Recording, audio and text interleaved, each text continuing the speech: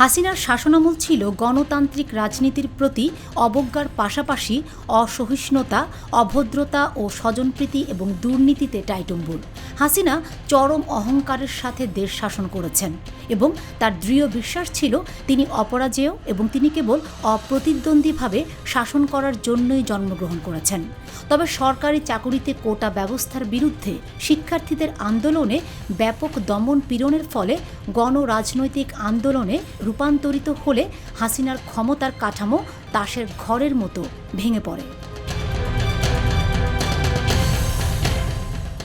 অথচ হাসিনা যখন প্রথম ক্ষমতায় এলেন তখন পুরো বাংলাদেশ মনে করেছিল তিনি বাংলাদেশের গণতান্ত্রিক যাত্রাকে সামনে এগিয়ে নিয়ে যাবেন, কিন্তু সবার ভরসা ভঙ্গ করে ক্রমেই তিনি ক্ষমতার লোভে নিষ্ঠুর স্বৈরাশাসক হয়ে উঠলেন। হাসিনার ১৫ বছরের শাসনকালে সংগঠিত অন্যায়, অত্যাচার, অবিচার ও হত্যাকাণ্ডের তথ্য লিপিবদ্ধ আছে। ছাত্র জনতার অভ্যুত্থানে ক্ষমতাচ্যুত সরকার ও সেই সময়ের ক্ষমতাসীন দল আওয়ামী লীগের শীর্ষ নেতৃত্বের বিরুদ্ধে গুরুতর মানবাধিকার লঙ্ঘনের প্রমাণ পেয়েছে জাতিসংঘের তথ্যানুসন্ধান দল।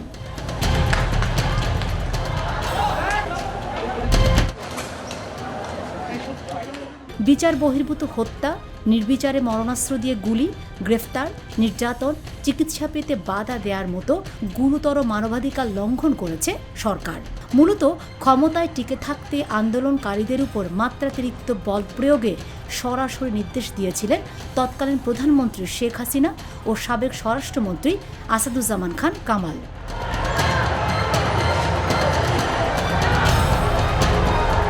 বৈষম্য বিরোধী আন্দোলনে জুলাই-আগস্ট মাসে সংগঠিত মানবতা বিরোধী অপরাধের মামলায় মার্চ মাসের মধ্যে ভারতে পালিয়ে যাওয়া সাবেক প্রধানমন্ত্রী শেখ হাসিনার বিরুদ্ধে তদন্ত প্রতিবেদন দাখিল করা সম্ভব হতে পারে বলে জানিয়েছেন চিফ প্রসিকিউটর মোহাম্মদ তাজুল ইসলাম।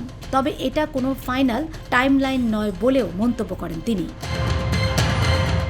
চলতি মাসেই শেখ হাসিনার বিরুদ্ধে থাকা মামলা সহ কয়েকটি গুরুত্বপূর্ণ মামলার তদন্ত প্রতিবেদন হাতে পাওয়ার সম্ভাবনা রয়েছে বলে জানিয়েছেন আন্তর্জাতিক অপরাধ ট্রাইব্যুনালের চিফ প্রসিকিউটর মোহাম্মদ তাজুল ইসলাম।